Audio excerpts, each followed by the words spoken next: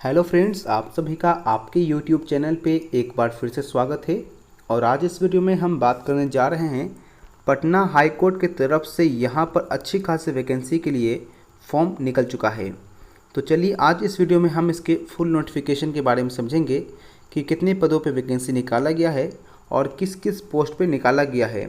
तो चलिए वीडियो को शुरू करते हैं।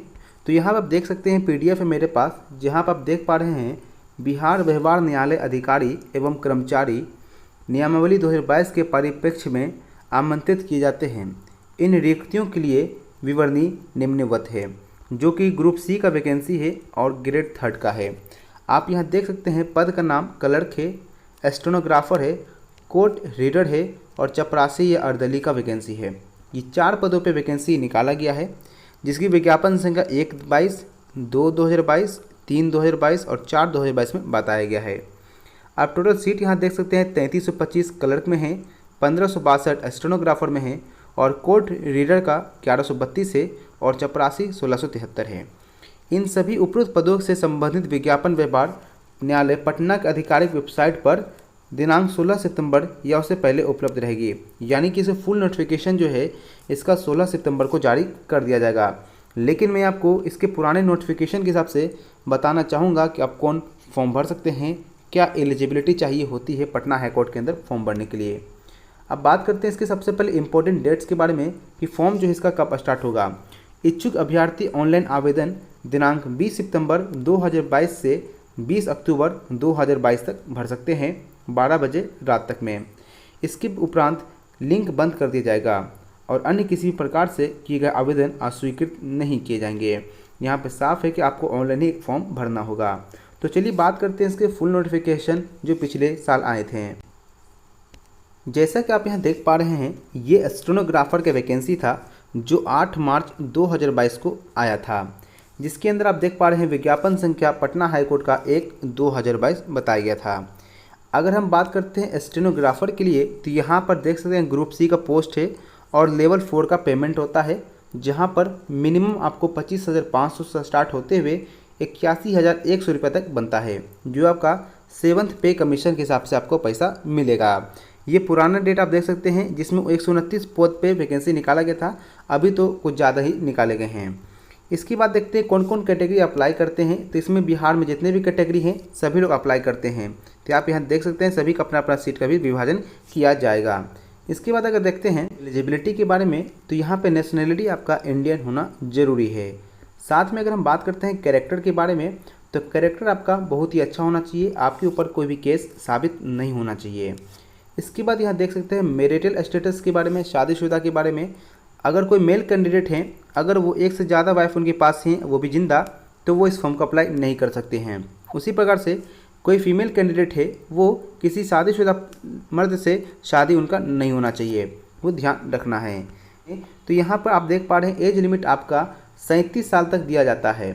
यहाँ पर एज आपका 37 साल तक दिया जाता है।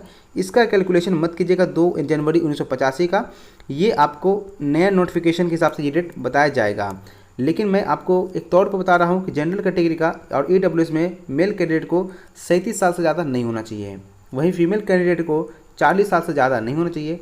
BC और EBC मेल और फीमेल की बात करते हैं, उनका भी 40 साल से ज़्यादा डेट ऑफ बर्थ नहीं होनी चाहिए। SC और ST की बात करते हैं मेल और फीमेल का, तो उनका 42 साल से ज़्यादा डेट ऑफ बर्थ नहीं होना चाहिए। वहीं पे जो कैटेगरी में आते हैं लोकोमोटर, अनरिजर्व, EWS में जो आते हैं, उनका 47 साल से ज़्यादा उम्र नहीं होनी चाहिए। और जो अपर एज लिमिट होगा उन गवर्नमेंट एम्प्लॉय का जो 5 साल जो रिलैक्सेशन चाहते हैं, यानी जो गवर्नमेंट एम्प्लॉय हैं वो भी उनको 5 साल का छूट मिलेगा। साथ में यहाँ पे लिखा हुआ है age limit not apply to person already serving in the establishment of high court. यानी साफ लिखा जो बच्चे से जो पहले से हाई कोर्ट में काम कर रहे हैं वो कैंडिडेट, उनके लिए ये एज लिमिट काम नहीं करेगा, उन्हें यानी कि उनको कोई भी छूट नहीं मिलेगा।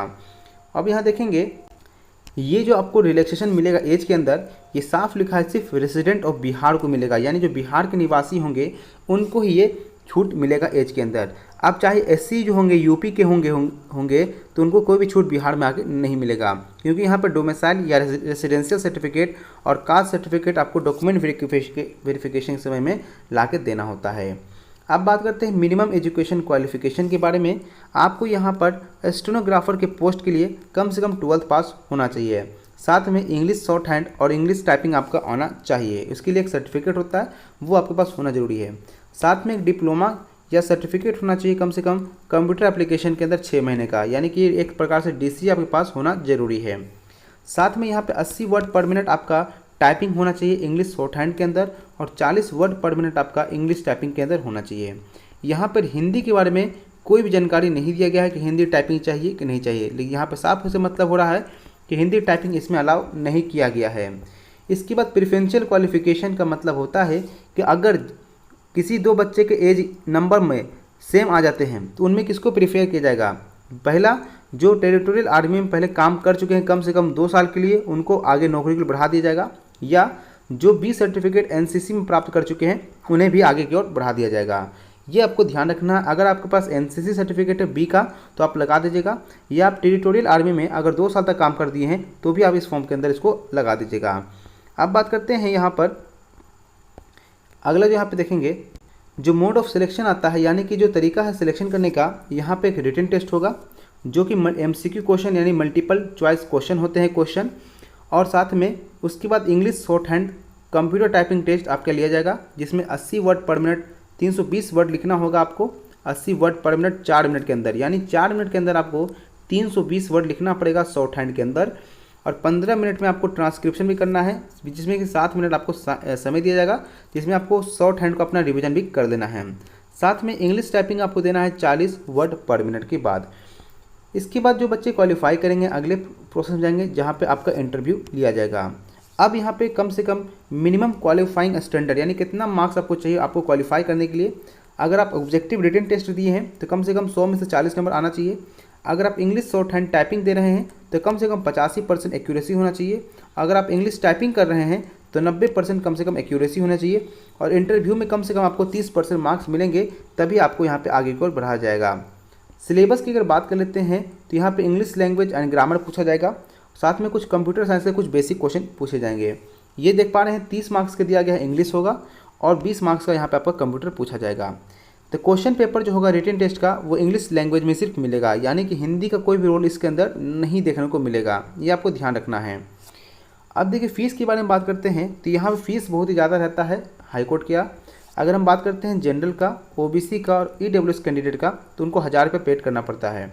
वहीं पे एससी, एसटी और ओएच का होगा यानी विकलांग का, वहाँ पे 500 रुपये मिलेगा।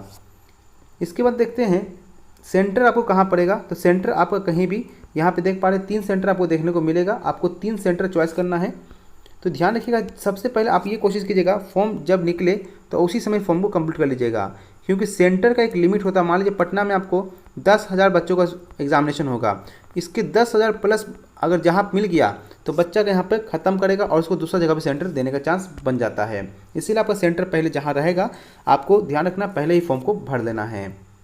इसमें मेरिट बनता किस प्रकार से वो आप यहाँ देख सकते हैं। सिलेक्शन जो होता है यहाँ पर जो आप मार्क्स ऑब्टेन करते हैं रिटन एग्जामिनेशन के अंदर, साथ में इंटरव्यू में जो आपको जो नंबर मिलता है उसके हिसाब से आपका पैनल और वेटिंग लिस्ट को बनाया जाता है। तो यहाँ पर आपको देख पा रहे हैं, तो यहाँ रिटन एग्जामिनेशन और इंटरव्यू ये दोनों इंपॉर्टेंट होता है रिजल्ट को बनाने के लिए। तो दोस्तों यहाँ पे मैंने आपको इम्पोर्टेंट नोटिफिकेशन का डिटेल मैंने आपको बता दिया है स्टेनोग्राफर के रिगार्डिंग। अब यहाँ पे प्यून के लिए क्या क्वालिफिकेशन चाहिए, तो प्यून के लिए यहाँ पे कम से कम क्वालिफिकेशन मेरे हिसाब से 10th पास मांगा जा सकता है, या हो सके 8 पास भी मांगा जा सकता है, लेकिन 10th पास तो मिनिमम क्वालिफिकेशन होगा ही होगा। उसी प्रकार से क्लर्क की बात करते हैं तो क्लर्क के अंदर भी आपका कम से कम 12th पास ही मांगा जाएगा। ये भी आपको ध्यान रखना है, 12th साइंस हो जाए, चाहे आर्ट्स हो चाहे कॉमर्स हो, तो आप बच्चे भर सकते हैं।